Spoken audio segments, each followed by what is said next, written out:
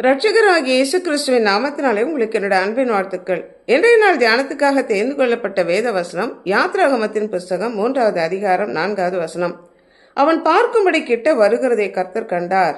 முச்செடியின் நடுவிலிருந்து தேவன் அவனை நோக்கி, மோசே மோசே என்று கூப்பிட்டார். அவன் இதோ அடியேன் என்றான். மோசே தன்னை காண வருகிறதை கர்த்தர் கண்டார். அவன் தன்னை காண வேண்டும் என்று கர்த்தருடைய தூதனானவர் மோசேக்கு தரிசனமானார். எப்படி தரிசனமானார்? முச்செடியின் ஜுவாலியிலிருந்து உண்டான அக்கினியின் நடுவிலிருந்து கர்த்தர் தரிசனமானார்.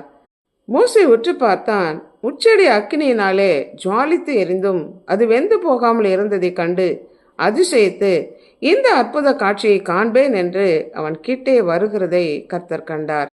நாம கூட தேவனை அறிந்து கொள்ள அவர் கிட்ட வர வேண்டும் என்று கர்த்தர் எதிர்பார்த்து காத்திருக்கிறார். நமக்கு கூட கர்த்தர் வித்தியாசமான முறையிலே நம்மை சந்திக்கிற தேவன். நாம் இன்றும் அவரை அறிந்து கொள்ள அவர் கிட்டே வர கர்த்தர் விரும்புகிறார். மோசேக்கு கர்த்தர் ஒரு பெரிய அழைப்பை, ஊழியத்தை வைத்திருந்தார். அவனை கிட்டே அழைத்து தன்னை அறிமுகப்படுத்தி கொண்டு தன்னுடைய ஜனங்களை விடுவிக்கும் பொறுப்பை கர்த்தர் கொடுத்தார். அருகிலே அழைத்து தன்னை வெளிப்படுத்தி அழைப்பை உறுதிப்படுத்தும் கர்த்தர். எப்பொழுதிலிருந்து கர்த்தர் நம்மை காண்கிறார்? உலக தோற்றத்துக்கு முன்னே, தாயின் கர்ப்பத்திலே நம்மை உருவாக்கும் முன்னமே தெரிந்து கொண்ட தேவன். தாயின் கர்ப்பத்திலே நாம் கருவாய் இருக்கும்போது அவருடைய கண்கள் நம்மை கண்டது. நாம் ஒளிப்பிடத்தில் உண்டாக்கப்பட்டு பூமியின் தாழ்விடங்களிலே விசித்திர வினோதமாய் நாம் உருவாக்கப்பட்ட போது நம்முடைய எலும்புகள் அவருக்கு மறைவாய் இருக்கவில்லை. நம்முடைய கருவை அவருடைய கண்கள் கண்டது. நம்முடைய அவயவங்களில் ஒன்றாகிலும் இல்லாத போதே அவைகள் அனைத்தும், அவைகள் உருவேற்படும் நாட்கள் முதற்கொண்டு கர்த்தர் அறிந்திருக்கிற தேவன். கர்ப்பத்திலிருந்து நம்மை வெளியே எடுத்த தேவன் அவர்.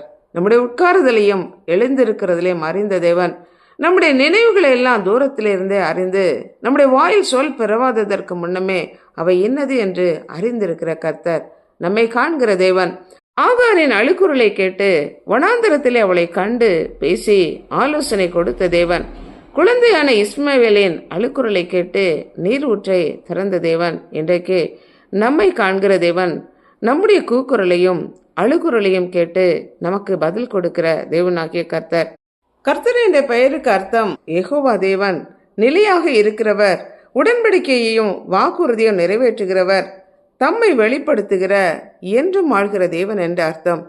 மாத்திரமல்ல, அவர் நம்மை காண்கிற தேவன். நாம் கிட்ட வருகிறதை எதிர்பார்த்து காத்திருக்கிற தேவன். ஜெபிப்போம். அன்புள்ள ஆண்டவரே, எங்களை படைத்தவரே, எங்களுக்காக ஜீவனை கொடுத்து எங்களை மீட்டு கொண்டவரே, முச்செடியிலே மோசேக்கு தரிசனமாகி தேவ திட்டத்தை வெளிப்படுத்தின தேவன்.